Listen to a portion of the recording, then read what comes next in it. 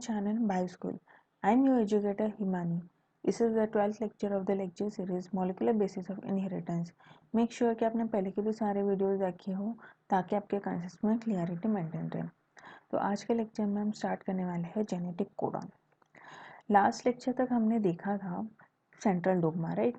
Central dogma में क्या था कि डीएनए है, डीएनए से आरएनए बनेगा एंड आरएनए से बनेगा प्रोटीन, राइट। यही हमने पढ़ा था।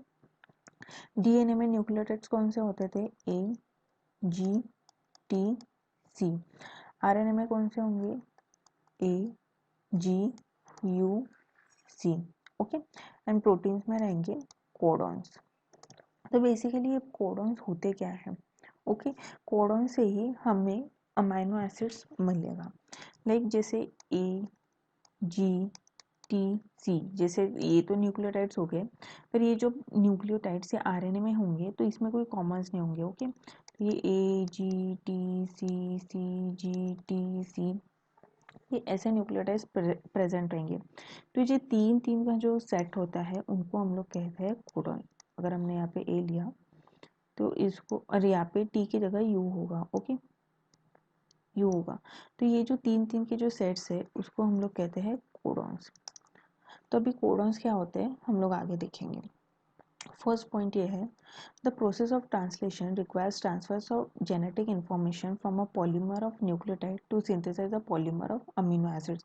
ये कहा था कि जैसे ये आरएनए है, ओके, जैसे ये आरएनए है, इसका sequence like A, G, U, C, C, A, G, U, A, C, like ये ऐसा सीक्वेंस है, ये आरएनए का सीक्वेंस है। ओके, ये आरएनए से ही हमारा बनेगा अमीनो एसिड का सीक्वेंस। ओके, इसमें क्या होगा, लाइक जैसे ए, जी, यू, सी, सी, इसमें तो कुछ चेंजेस नहीं होंगे, यही ये रीड होगा, मतलब यही हमारा बनेगा प्रोटीन। मतलब सबसे पहले ये बनेगा अमीनो एसिड की चेन बनेगी, right. Neither does any complementarity exist between nucleotides and amino acid, nor could any can be drawn theoretically. अभी हमने ये देखा था कि जैसे डीएनए रेप्लिकेशन में जब डीएनए डबल स्टैंडर्ड होता है तब उनके बेसिस में कॉम्प्लीमेंटारिटी होती है डीएनए में, राइट। इसलिए तो ये डीएनए डबल स्टैंडर्ड है। डबल स्टैंडर्ड डीएनए किसकी वजह से है? ये कॉम्प्लीमेंटारिटी की वजह से, क्योंकि जो ए है वो टी के साथ 2 पेयर बनाएगा एंड जो जी है वो सी के साथ 3 पेयर बनेगा। इसको हम लोग कहते हैं कॉम्प्लीमेंटारिटी, कॉम्प्लीमेंटारिटी।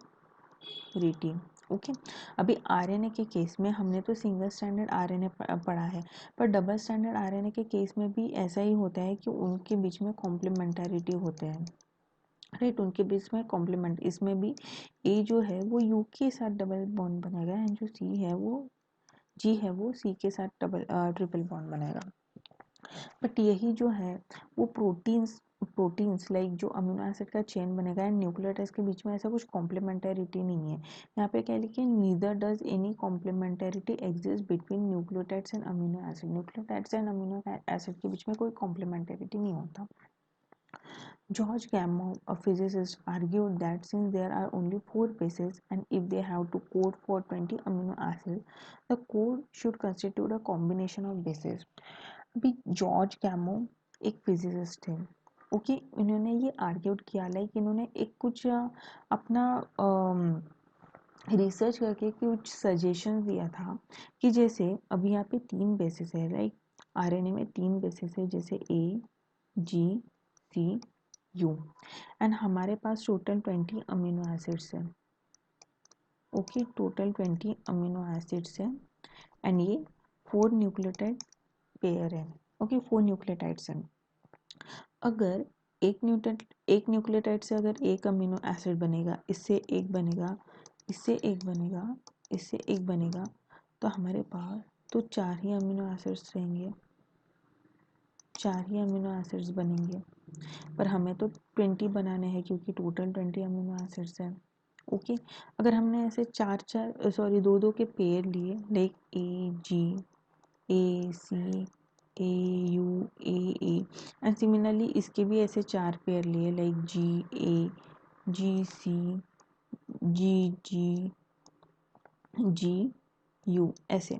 तो ऐसे हमने फिर से ऐसे 4 किए।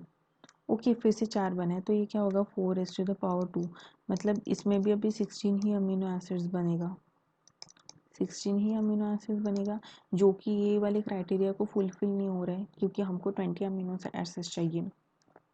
तो फिर नेक्स्ट क्या है कि अगर हम लोग 3-3 का पेयर ले, लाइक AG ऐसे अगर हम लोग 3-3 का पेयर ले तो ये कितना होगा 4⁻3। 4 ये क्या है न्यूक्लियोटाइड बेसिस है। ओके, ये न्यूक्लियोटाइड बेसिस है।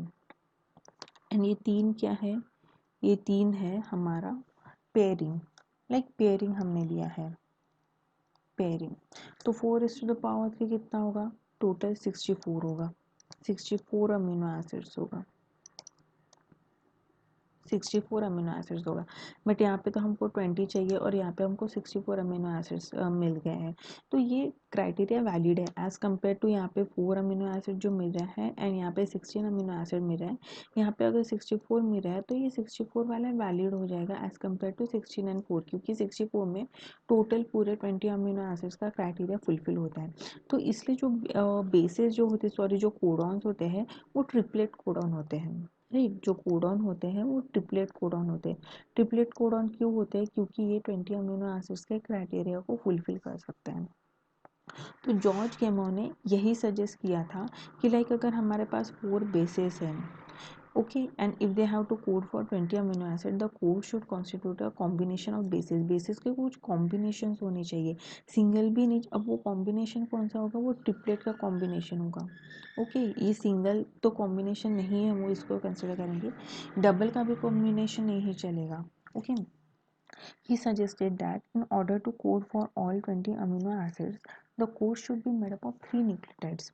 यहाँ पे मैंने बोला था जो कोडॉन्स हैं वो 3 न्यूक्लियोटाइड्स के बनेंगे। This was a very bold proposition because a permutation combination of 4⁻³ would generate 64 codons, generating many more codons than required। हमको कितना रिक्वायर्ड है, 20 ही रिक्वायर्ड है क्योंकि हमारे पास 20 ही अमीनो एसिड्स थे। 20 ही अमीनो एसिड्स होने के कारण हमको सिर्फ 20 कोडन्स ही चाहिए था, पर हमको 64 कोडन्स मिल रहे हैं, मतलब ये बहुत ज़्यादा हो रहा है देन रिक्वायर्ड, मतलब रिक्वायर्ड से भी ज़्यादा ये कोडन हो रहे हैं। पर दैट इज़ ओके क्योंकि वो हमारा 20 अमीनो एसिड्स को फुलफिल कर रहा है। अभी यहाँ पे 3 साइंटिस्ट थे हमारे, जैसे Hargobind Khorana, Marshall Nirenberg and Severo Ochoa. इन तीनों साइंटिस्ट ने क्या किया था कि इन्होंने कुछ कॉन्ट्रीब्यूशन दिए थे कोडॉन को डेसिफर करने के लिए। डेसिफर करने के लिए मतलब कोडॉन को जनरेट करने के लिए, या फिर कौन सा कोडॉन कौन से अमीनो एसिड को कोड करेगा, उसके लिए इन्होंने कंट्रीब्यूट किया था। तो जैसे क्या होता था कि हमको ये पता है कि जैसे न्यूक्लियोटाइड आरएनए सीक्वेंस से ही हमको प्रोटीन या फिर अमीनो एसिड की चेन मिलेगी, राइट। अब अमीनो एसिड की चेन बनने के लिए आरएनए क्या टेम्पलेट एज एन टेम्पलेट करके एक्ट करेगा, तभी तो अमीनो एसिड की चेन करेगी, तभी तो अमीनो एसिड की चेन बनेगी। ओके, बट क्या हुआ कि सेवेरो ओशा ने क्या किया, इन्होंने एक एंजाइम डिस्कवर किया था पॉलीन्यूक्लियोटाइड फॉस्फोराइलेज। कौन सा किया था, पॉलीन्यूक्लियोटाइड। अब ये एंजाइम क्यों इन्होंने डिस्कवर किया था, क्योंकि ये जो एंजाइम है वो हेल्प करता है आरएनए से अमीनो एसिड बनने के लिए विदाउट टेम्पलेट।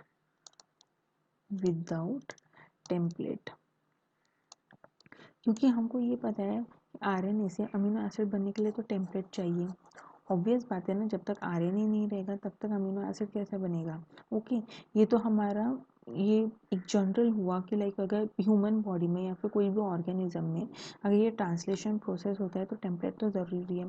पर सेवेरो ओशा ने क्या किया था कि रिसर्च करते टाइम, हम लोग यूजुअली रिसर्च कहाँ पे करते हैं, लेबोरेटरी में करते हैं, लाइक मतलब ये क्या हुआ कि इन विट्रो प्रोसेस हुआ। अब इन विट्रो प्रोसेस के लिए हमको टेम्पलेट नहीं चाहिए, लाइक विदाउट टेम्पलेट इन्होंने एक एंजाइम बनाया था पॉलीन्यूक्लियोटाइड फॉस्फोराइलेज, एंड ये एंजाइम क्या करेगा, was also helpful in polymerizing RNA with different sequence in template independent manner। ये template independent एंड ये enzymatic synthesis of RNA का ये synthesize करेगा, क्योंकि हमको ये पता है कि जैसे जब तक डीएनए नहीं है तब तक आरएनए नहीं बनेगा, एंड जब तक आरएनए नहीं है तब तक अमीनो एसिड नहीं बनेगा।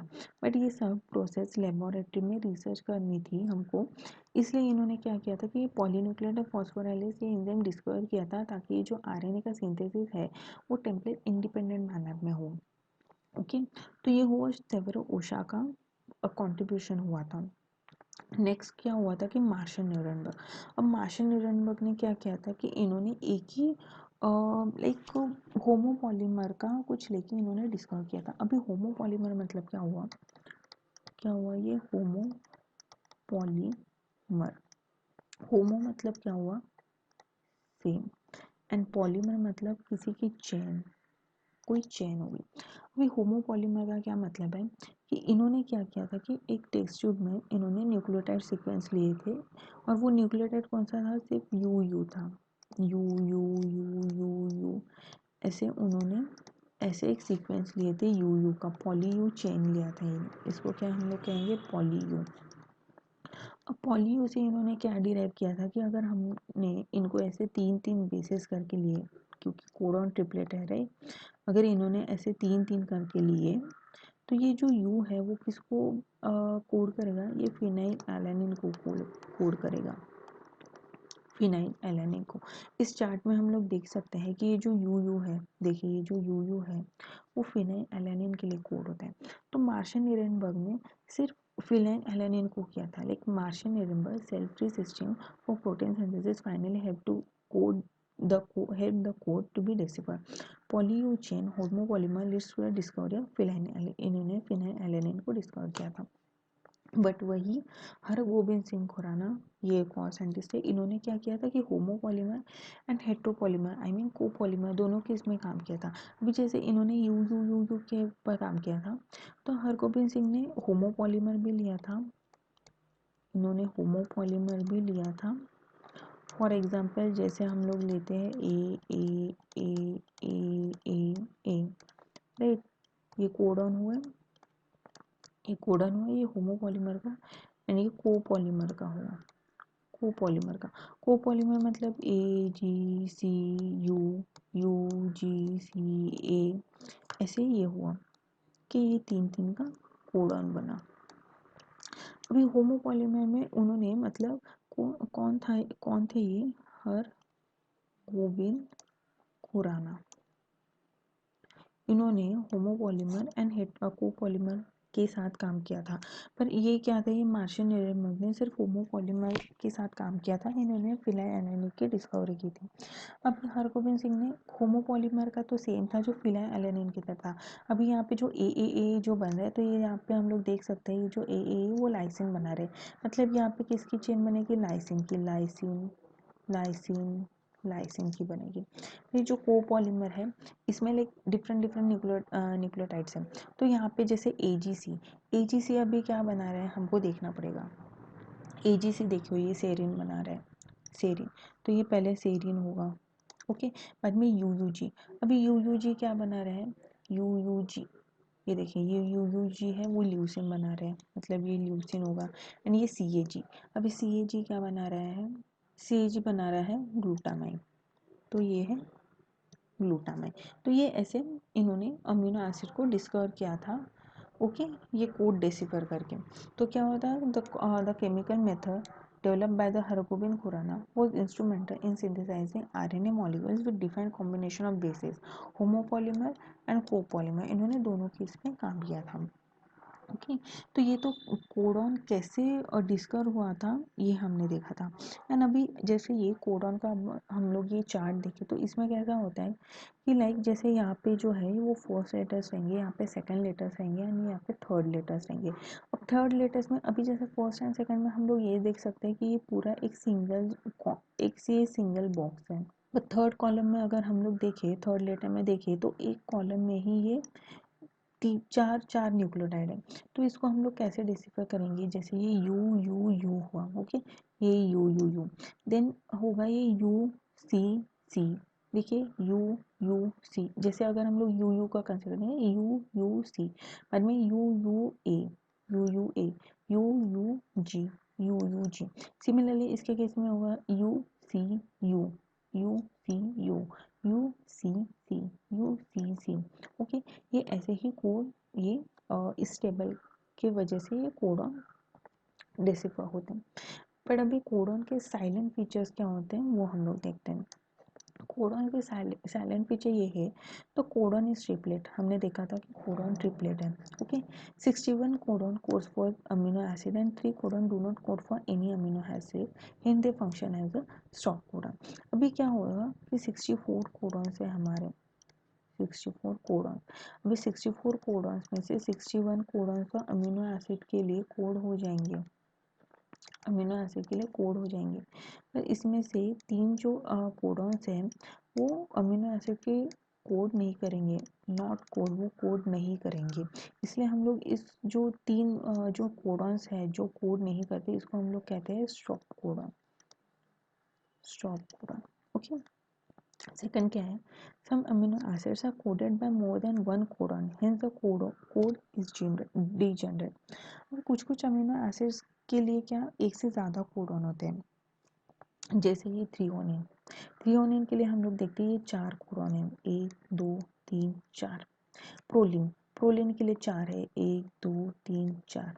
ओके, टायरोसिन, टायरोसिन के लिए 2 है, 1 2।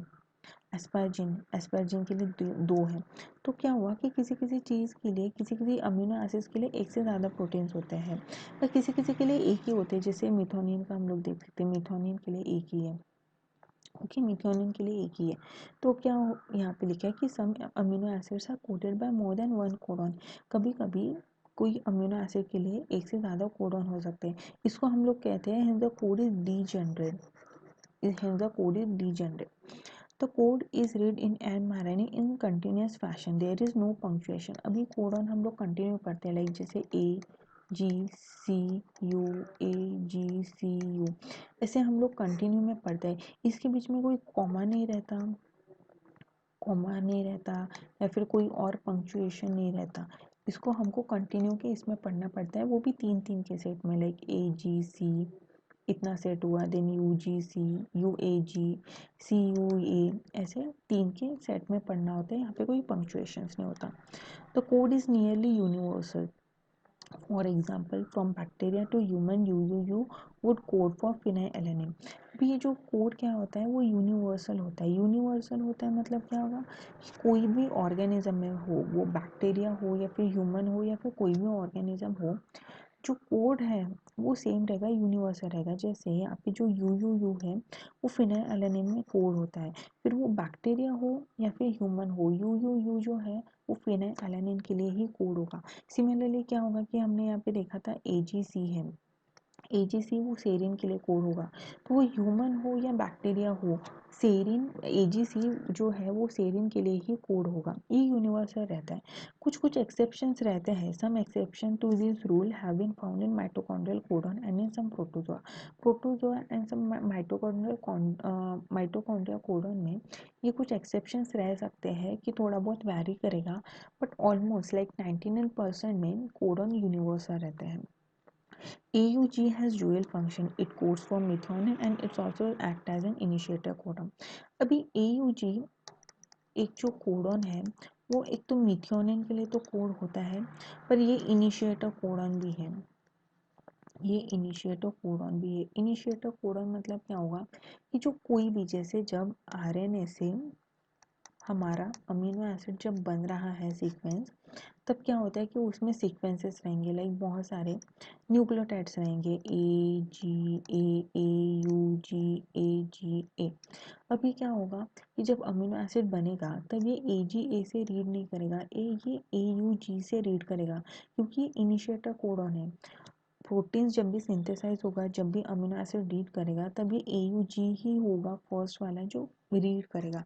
इसलिए जो अमीनो एसिड का जो भी सिंथेसिस होगा, या फिर हम लोग ये कह सकते हैं कि अमीनो एसिड में, अमीनो एसिड के चेन में जो भी फर्स्ट अमीनो एसिड रहेगा वो मिथियोनिन ही रहेगा, क्योंकि ये इनिशिएटर कोडॉन करके एक्ट होता है, फिर वो चाहे कोई भी अमीनो एसिड की चेन हो। Okay, AU UAA UAG and UGA are stop terminating codon.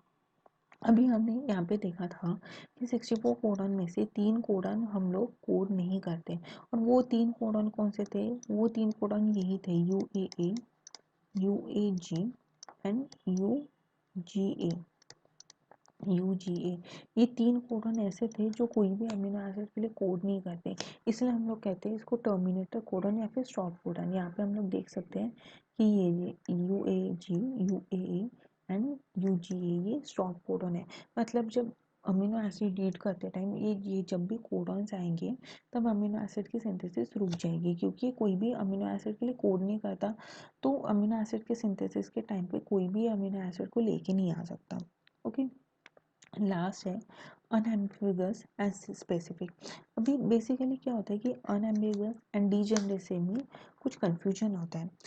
अभी अगर हम लोग देखें डीजेनरेसी में हमने क्या देखा कि जो एक अमीनो एसिड है वो बहुत सारे कोडन को कोड कर सकता है, लाइक बहुत सारे कोडन जो है वो एक अमीनो एसिड के लिए बन सकता है।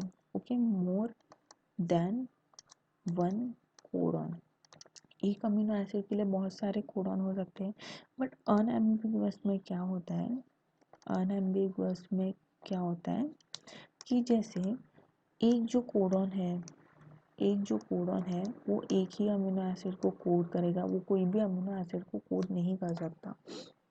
जैसे फॉर एग्जांपल हम लोग यहाँ पे देखते हैं जैसे ये UCG है वो सेरिन को कोड कर रहा है, UCA वो भी सेरिन को कर रहा है, UCC वो भी सेरिन को कर रहा है, UCU वो भी सेरिन को कर रहा है। ये मतलब क्या होगा, ये जो हुआ डीजेनरेसी, क्योंकि ये जो सेरिन है सेरिन के लिए 4 कोडॉन है। ओके, सेरिन के लिए 4 कोडॉन है। बट सिमिलरली अगर मैं ये बोलूँ कि UCA जो है, ये वाला UCA वो सिर्फ सेरिन को ही कोड करता है, वो किसी और को कोड नहीं करता। यहाँ पे हम लोग देख सकते हैं कि यहाँ पे कहीं पे भी UCA जो नहीं है, UCA है जो वो सिर्फ सेरिन को ही कोड करेगा, तो इसको हम लोग कहते हैं unambiguous. Basically degeneracy and unambiguous में बहुत कन्फ्यूजन होता है, पर हमको कन्फ्यूज नहीं होना है, हमको यही याद रखना है कि डीजेनरेसी मतलब क्या होता है कि जो एक अमीनो एसिड है वो उसके लिए बहुत सारे कोडॉन हो सकते हैं, एक से ज़्यादा कोडॉन हो सकते हैं। एंड अनएम्बिगस मतलब क्या होगा कि एक जो कोडॉन है वो एक ही अमीनो एसिड को कोड करेगा, वो किसी और अमीनो एसिड को कोड नहीं करेगा। ओके, तो आई होप कि आपको आज का लेक्चर जो है जेनेटिक कोडन पे वो आपको समझ में आया होगा। अगर आपको समझ में आया होगा तो प्लीज़ आप अपने फ्रेंड्स के साथ शेयर कर सकते हैं। आप बेल आइकन को हिट कर दीजिए ताकि आपको अपकमिंग वीडियोस के बारे में नोटिफिकेशन मिलते रहेंगे। And will see you soon in the next video. Till then keep learning and keep growing. Thank you.